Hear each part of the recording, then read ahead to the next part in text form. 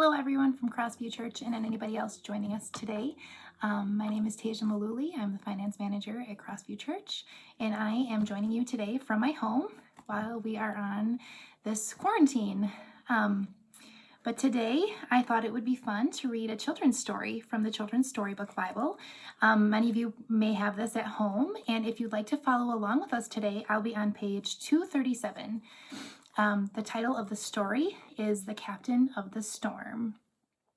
And this is about the storm in the lake from Mark 4 and Matthew 8.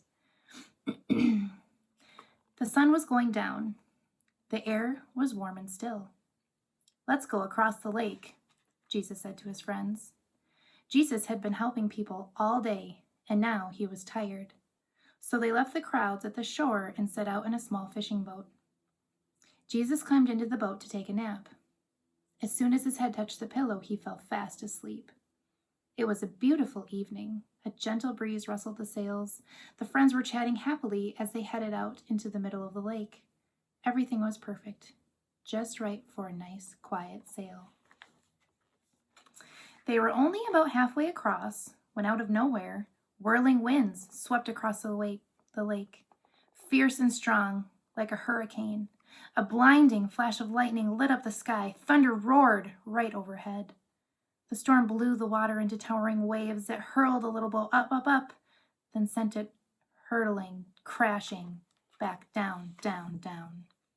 The fishing boat was blown and buffeted and tossed and turned back and forth and up and down and left and right and round, and in the middle of the storm, Jesus was sleeping. Now, Jesus' friends had been fishermen all their lives, but in all their years fishing on this lake, they had never once seen a storm like this one. No matter how hard they struggled with their ropes and their sails, they couldn't control their boat. This storm was too big for them. But the storm wasn't too big for Jesus. "Help!" they screamed.